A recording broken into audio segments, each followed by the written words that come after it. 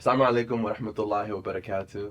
Welcome, Modest Forever family, to our first ever docu-series called The Modest Mic, where our mission is to cultivate hayat through education and representation. Here on this platform with me today is founder of Seeds of Palestine, sibling of three, and a student. And his name is Mohamed Erekat. What's up, everybody? My name is Mohamed. Before anything, I want to thank Mohamed for, having me on this podcast. It's truly an honor. He's an amazing individual here running an amazing brand. A little bit about myself. I'm a student local in San Diego. I also run a brand called the Seeds of Palestine. We provide cultural garments and pieces of our Palestinian heritage here in the United States. And above all, I'm a Palestinian Muslim. And, my goal and my vision in my life is to just keep pushing the movement and keep supporting my people. Wow. Thank you for the warm invitation. Thank you. I appreciate it a lot. I'm not going to be looking at these questions. We're going to have a regular conversation because I think social media has a way of telling stories that are not real. And I'm 23, and Mohammed, how old are you? 19. He's 19. So we're living in weird circumstances and in a weird time where everything is going to be portrayed for things that are and things that isn't. And a little bit about myself. My name is Mohamed Erekat, co-founder of Modest Forever. I'm 23 years old. I am the oldest of 12, and I run and manage a couple businesses in San Diego. And ever so recently, I started to change my focus to what it is that I wanted to do, business-wise, culture-wise, and I think by starting Modest Forever, it has helped me get a better version and a better feel on what faith means to me and how I can practice it through, business customs, traditions, and culture. But without further ado, let's get straight to it, man. I know things have been going on, and not just things.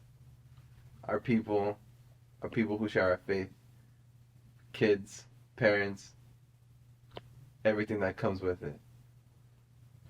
Yeah, I think the primary, thing to focus on is that we're all going through a lot in the diaspora, whether it's in America or elsewhere.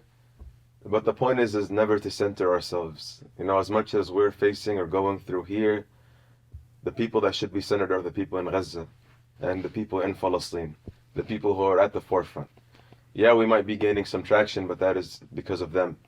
They're the ones actually directly facing the suffering, directly facing colonialism and oppression.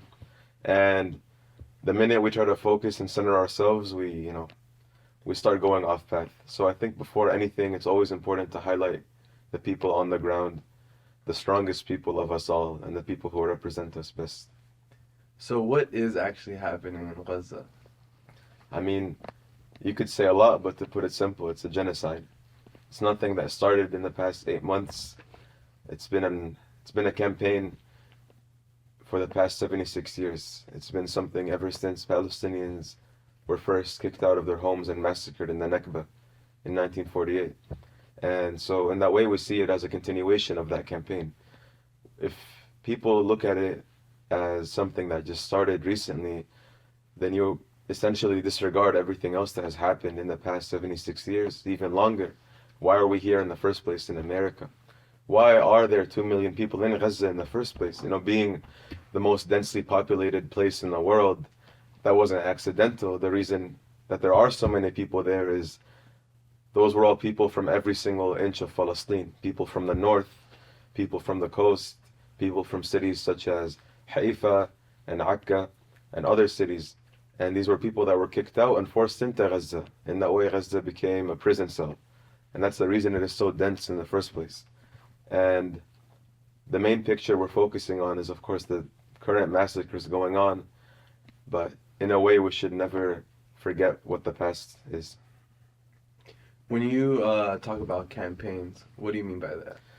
By campaign, we're talking about the current, or what I'm referring to is the current, genocidal campaign of, the Israeli state, in the way that they've been relentlessly bombing Gaza, in the way that they've carried out a ground invasion. In present terms, this is something recent. but their campaigns never started like, within a year. This has always been part of their goal against us, to eradicate us as a people and as a heritage. People, for some reason, only begin to criticize Israel now, as if only now they've done something bad. But again, this is something that erases everything else that's happened to us in the past, when this was, part of the establishment of Israel and part of the goal that they must be the majority, in a way that they can only exist if they eradicate us. This is written in the foundations of Zionism. And as much as it is important to focus on what's going on now, if you do that too much, then you forget about, the roots of Zionism, the roots of how Israel was established in kicking us out and massacring us. I want to ask you, what does it mean to be Palestinian? What is a Palestinian? I mean, it's a different answer from every different person, and there's a lot of things I could say. Palestinians are very patriotic and, prideful people. You'll never meet a Palestinian who won't mention to you that they're Palestinian. And part of that is our upbringing in terms of always being erased. When you're a people that have been in diaspora for, generations, people that have always been pushed to the side, you hold on to your identity. And so in a way, I'd say one way of what it means to be a Palestinian is to be resilient, meaning that, you accept the setbacks that come to your face, but you don't stop. In a way that you accept that your situation is not the most ideal, that the experiences you have will not be as good as other people, in the way that you're a people without a state, in the way that you're a people constantly killed, a people without a land, but you make of your situation and you keep going. Can you tell us a little bit about your personal upbringing, on what it is to be a Palestinian, and not even just being Palestinian, being a student and growing up in America? You mentioned earlier to me that you actually are not from the States. You're from outside of the country. So can you tell me a little bit more about that? Yeah, so my background also ties into the whole idea of Palestinians never having a land. I was born and raised in Kuwait, but as an American citizen, given that my grandparents had immigrated to the States, even before then. But I was born in Kuwait and raised there, but I obviously wasn't Kuwaiti. I was a Palestinian living in Kuwait, but as a U.S. citizen. And so that kind of falls into the thing of every Palestinian in their own way has a level of identity crisis. And it's funny, when you grow up, you're Palestinian, but you've never been there, or many of us haven't been there, and we don't go until we're older. And you know of your background, but you don't really know who you are. And you're not from the place you live in either. And it's weird, being born and raised in a country, but it's not your country. And the way I see it, every Palestinian, once they mature, kind of go through a realization of who they are and their commitment to being Palestinian. And I see it as a really beautiful part of who we are, given that so many of us have not lived there. Many of us have never even visited, and yet we still hold on to who we are as a people. And I see that as part of, being Palestinian, being that, you carry on that resilience regardless of your situation. Have you been to Palestine? I have been to Palestine, and I haven't been in a long time. Last time I went was, 7 or 8 years ago. Wow. But, even then, I feel it's a Palestinian experience that you remember it so vividly. And I've been there, but, I hear of people who've never been there and they still hold on. They feel that connection to the land. At the end of the day, that's where your ancestors were. They were the people that developed and lived on that land and nourished from it. And so we all have a connection. When you say experiences, are you saying good experiences or bad experiences? All of it. In a way, people carry the generational trauma of their, ancestors who were kicked out of their homes or massacred. They carry on that story. But in a way, they're carrying on that story of life. Instead of letting it go away and letting their grandparents being the final people to tell the story, they carry on the story. And so in a way, the bad becomes the good. And the other side of it is just embracing the culture of who you are as a Palestinian. Whether it be your language, your clothing, the food you eat, just any part of your culture that you carry. Do you have family in Palestine right now? Yeah, my family's from a village in Jerusalem, so that's where we're originally from. MashaAllah. MashaAllah. Candidly speaking, I know you don't want to be called a leader of the revolution, but you are a student in the revolution that's going on right now. How'd you find the strength to really stand up? I mean, it goes back to that conversation we had of not wanting, labels, because in a way you find your power through others. In a way, the movement is not you on your own or you being different. It's a collective. And you find a collective through various, channels versus, for example, a collective of, people and in culture that we're all Palestinians. We're all, we share something in common. An example here that, people have is a collective of students. And so in that way, you find your community who can empower you. The minute you treat it as you on your own, you fail. Because you can fall down two routes of either having too much pride or also being too overwhelmed and feeling that you can't do it anymore. And both of them, are terrible to me. In a way, to hold on to power, we as people need to be organized. We need to be a collective. And those are, values that, we grew up with, being of, from the East, being Muslims. Like, you're not supposed to be your own person. See, that's where I have a problem too. You touched on a very good point. I think labels for me has probably been the hardest to know, like, where do I fit in? I'm East African, uh, specifically Somali. Shout out to my Somali Yes, viewers. sir. Somali for life. Gotta love it. But at the same time, I'm also Muslim. But then at the same time, I'm also American. And being multicultural, I had the pleasures of actually growing up in this community, being able to travel out to Kenya, also like being heavily involved with madrasa. If anybody doesn't know what madrasa is, it's basically Saturday Sunday school for Muslims every weekend. Um, Going back to the conversation of labels, like, to be honest, I don't speak Somali, so it's hard for me to communicate with my own people sometimes. I'm actually from like a different tribe, and that's a very big thing in our culture too. Tribes, Khabib. In my perspective on what I see, I think what separates my culture is they're more cultural than they are religious, and I know that's going to be an unpopular opinion, but it's where I feel like my label goes unlabeled is I don't know if people prioritize culture versus the actual religion. And to tie it back to what we were talking about before, is the war on the Palestinian people, or is the world going against the faith of the Palestinian people? Well, there's multiple answers. I'm going to say this for a lot of questions that you're going to give me.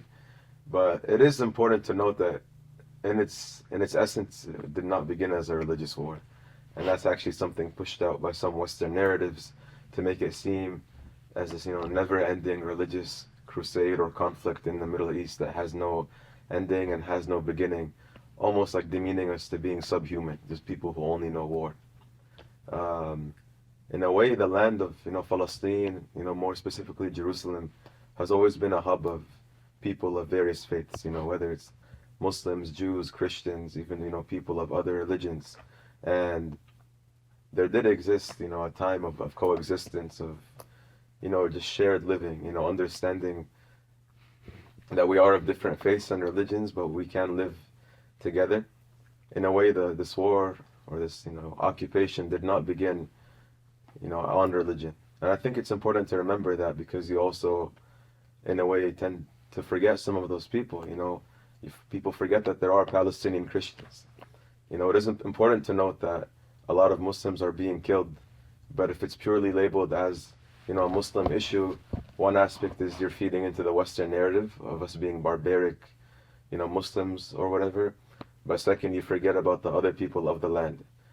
And it's important to show the West because, they can wake up to the fact that it's not purely Muslims versus Jews. It's not simply Israel fighting Muslim extremists. At the end of the day, they're going to kill you whether you're Muslim, whether you're Christian. So long that you're Palestinian, you're probably going to be in danger. So, excuse me. So right now, the world is viewing. There's two views, and correct me if I say anything that is not exactly right. But there's two views. There's the Muslims or the Palestinians, aka Hamas, and then there's the Palestinians that are being killed. And I think what most people don't know is, or what people think is that they're both together. That like whatever Israel is fighting for is in these like concentrated areas where innocent people live.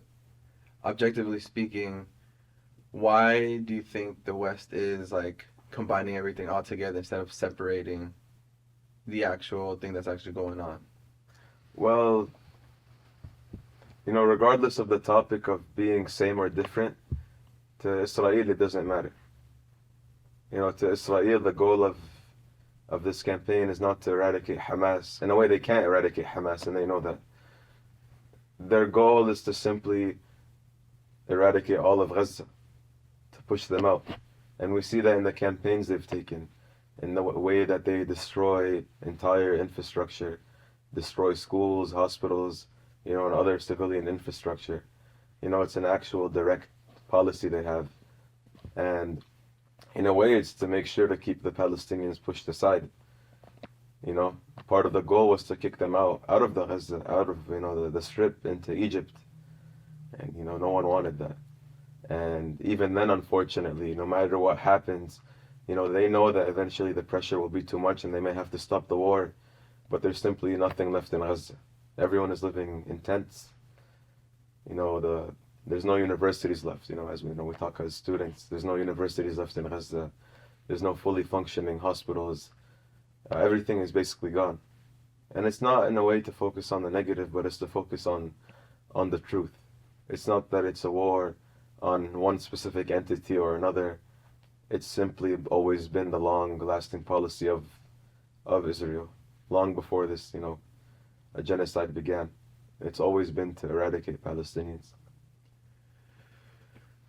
Well, that is, even talking about it is still a little bit deep and not deep. I don't know how to describe heartbreak and a disappoint. Like I'm disappointed in everything that's going on, but it also is like very heavy. It's very heavy to really talk about because I feel like it's not real. Like yo, someone like wake me up. There's no way that you're seeing. I hope this doesn't go uncensored, but you're seeing kids without bodies, body parts missing. You see like infrastructure, hospitals, everything gone. For me, where what I'm taking out of it, actually there's nothing to take out of it, but what I'm getting consumed by is just how much violence is going on, and I think that's what everybody's seeing. But for me, it hits harder, just because I don't know how much pain I could take, but seeing kids. I'm the oldest of 12 siblings, brother. 12 siblings. I'm 23. The age range with all of my siblings are about like a couple years, and the youngest one is 4 years old. One after that is 7 years old. The one after that is, I think, like 7 or 8. So it's like, if I'm being real, the thoughts I don't want to have is what if it was my siblings that were buried underneath the rubble of Rafah? What if my brother Ismail was underneath the gravel? What if I seen, this is getting me emotional because I do not ever want to picture where I'm seeing my brother and my sister's body parts in different places. And the worst part about it is there's caskets and there's cloth that are going to be wrapped with nothing. Everything dispersed. Everything not even there. And that's something that like, no matter how hard I try to deny, that I know that I have to accept. As a human being, you mentioned like a lot of great points of like it being an issue for humanity and not going within labels, but the label that I want to go by is we're human.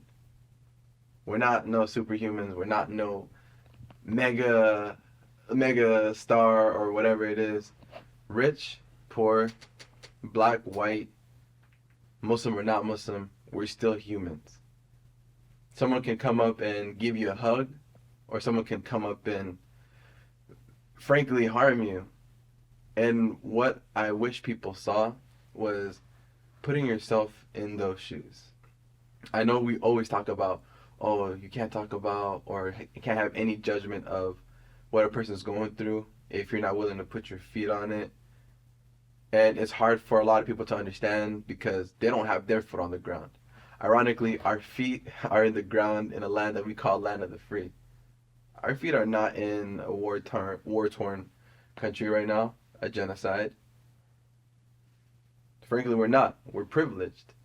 And whether or not people are willing to accept that, we are privileged. We have the luxury of waking up every single day over here, choosing whether or not we want to go to school, choosing whether or not we want to eat any kind of meal we want to eat. We get to see our siblings every day. Good relationship or bad relationship, we are privileged. There's a lot of things people are not going to see because we're growing up with the easiest start of everything. And I know that it hasn't been easy for you. And I see that and I recognize that. That's why I brought you on here, because I don't have that kind of direct perspective, but I do have a perspective of I've been able to travel. I've been able to go to where my mom was born and where she grew up, to know that there's people who can't even eat. There's people who can't even play. There's kids, not people. There's kids, there's mom that are out on the streets every single day begging for food for the children. And even then, what I've seen growing up, I don't know if it's a valid experience on seeing how the world view is, but I think for me, like, that has had one of the most profound impacts on me, because the whole idea out here, bro, is capitalism. Money, capitalism. And I think tying it back to what we were talking about before, it's the same capitalism is the same money that is being funded for these kids to get killed, for these moms to get killed, this infrastructure to get killed. And this whole entire thing, it doesn't even make sense to me. But somehow it has to make sense because the world is going round. And I know that even through everything going on, even though with everything that's going on right now, I'm still trying to find my courage. I'm still trying to find my place, my voice in all of this, because I want to be able to, do something too. I want to be able to, help members of humanity, not help members of Islam, just helping members of humanity. Where's the compassion? I don't know if there's any compassion left, but I'm seeing it through all these students. I'm seeing it through you guys. So when I call you a student leader, I don't mean to label you as, yeah, you're directly in charge of fixing these whole entire problems. But you're giving me the strength. And you are 19, and I'm 23. And if you can do it at your age and with everything that you got going on right now, that means that you do have the strength to keep fighting for us, for everybody else. And I don't mean to say that to place like a super big expectation or a heavy weight, but I think Allah always has plans for people who are genuine, people who do nothing but sacrifice themselves for others. And that's what you're doing. And that's what I really, really love about you, is a sacrifice. Every time I see you, it's like I'm always getting a gift. I'm always getting some kind of love from you. And I just question, I'm like, damn, I don't know, like, how nice can a person get?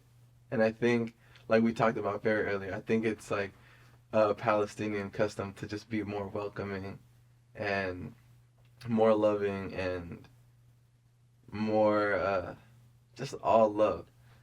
And I want to actually talk about that. What is the culture of the Palestinian people? To me, the culture is so much. And the culture is so many different branches that everyone latches on to something more, whether it be, the food we eat, what we wear, the way we speak, or even just the aspect of being resilient.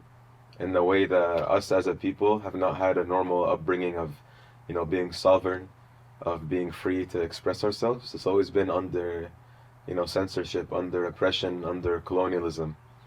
And in that way, one of the biggest parts of Palestinian culture, as I see it, is simply holding on to, who we are and our identity wherever we go. And so it's less about a particular food or, design that we wear, but more just, each individual Palestinian being able to, pridefully express themselves in, any way, shape, or form. And I see that as the biggest part of our culture, just us like not fearing anyone and just being proud of who we are as a people. And those values, how are you showing those values through Seed of Palestine? I mean, a big part I see when we start brands, for, in the field of business, part of it is you don't want to lose who you are. So if you're going to do something, you should be able to carry that message forward and, hold on to your culture. The way I see it, once you lose your culture, that has no more value. Whether even if you're making money, there's no more value in it. So in particular to me, I see it in a way that the culture should be shown through it, whether it be content that is made or designs or purely awareness. Just because you're, developing a product doesn't mean that you are separate from the cause or from what's going on. Meaning that if you're someone, for example, who's established a platform, you should use that platform, for good, whether it be for awareness, whether it be for support. There's a lot of campaigns going on right now, people trying to raise money, whether it be charities or individuals on the ground in Gaza, trying to, escape, trying to buy, like necessary goods. And I think that's a direct thing that each person should be doing. It's not a choice, it's more of like a necessity. And I just see that as part of the way, a brand should move forward. It's the way I see myself. I hope that it remains part of the culture in a way to keep pushing it out and just to keep giving a platform. So where do you see Seeds of Palestine going? In all honesty, there is no particular vision. My goal as of now is to stick to the values of who I am as a Palestinian. That means not straying away and simply, commodifying the culture. I think the issue, you mentioned capitalism. In a way, we have to be aware that we are partaking in capitalism, whether, we're developing a product, we're selling a product. So, in a way, the way I see it is it's important to not purely focus on that money aspect, whether it be developing For sure. developing content, developing events that are, free of charge, doing things for the people, giving back to the community. That's why we also see it important to, donate proceeds back to charity and back to people on the ground. And it's practices like that that I see are super important, especially to brands like us when we're representing a people or representing a community. How does Seeds of Palestine differ from everybody else who are particularly trying to do the same thing as you? I mean, in a way, we're trying to move away from the typical slapping any, design or word on a shirt. And it's not in a way to say anyone's doing worse. I respect every single person who's come out and made some sort of brand, because anyone doing it in any form of art is, pushing the culture forward. And we want to focus specifically on that culture, focus on symbolism. Agreed. It's everyone has their own way of, showing their, artistic, beliefs and showing what they believe in. And for us as a brand, we're still at early stages, but we want to focus more on those aspects of culture, whether it be symbolism, whether it be things we hold on important to. And that's why, in a way, I see it not to be purely a place of selling and buying, but hopefully a place that becomes a cultural hub, a place where people can learn, a place where people, can feel a sense of community. That's the ultimate goal. And we're very far away from that, but that's the goal. I wouldn't have said that any other way. That's beautiful. I know we talked about brands. I also, as you know, started Modest Forever. Not more so because I'm Muslim, but more so out of the faith that I hold for being Muslim. Is there any advice that you can give me in terms of how I can always align my values with the way that you're aligning your values with your business? Yeah, so any advice I would give you or to anyone else would be advice that like I'd give to myself, and it's that the minute that anything you're doing feels that it could be like violating your culture, even if it's subconscious, even if no one has told you something wrong, the minute that you feel a subtle feeling that something might be wrong, I say not to do it.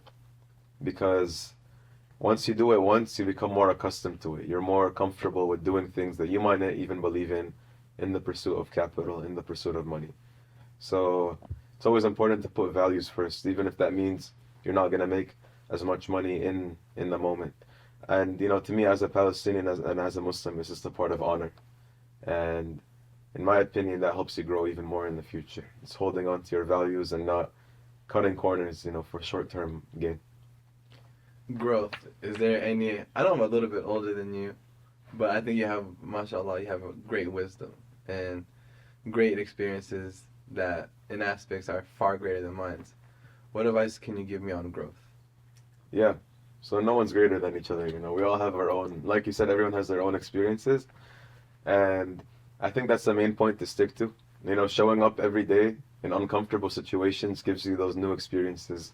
You learn from them and you also pass them on to other people. And I think that's the most important part of growth. It's really hard throwing yourself into places or into situations you've never been in. There's, the money aspect, the risk of losing money, the risk of embarrassing yourself, the risk of failure. But in my eyes, that's the best way to grow. At Modest Forever, I think my overall goal is to build an amazing community where we can all support each other, where we don't have to hide behind screens, we don't have to hide behind cultures, and to be honest, where we don't have to hide behind faith. As a faith-based brand, people are going to always tell me, oh, you can't be talking about certain things, or you got to be doing things a certain way. There's a lot of metrics that people are already looking at in terms of like a modest clothing brand, but I want to create a community where everybody is open and free to express themselves through representation. And like I said before, to go into depth about it just a tiny bit, was our mission statement is cultivating hayat through education and representation. And I've always told myself and my brother, you can't really know how to represent yourself without knowing what you're representing. Same thing with what you were saying with Seeds of Palestine and cultural identity. If you don't know, how are you able to teach people about your culture? How are you supposed to teach people about Palestinian history? And like you said before, I'm not a perfect Muslim, but I'm a practicing trying one. And I'm trying my hardest every single day to make sure that I'm helping somebody, regardless of faith. Going to the gym every single day.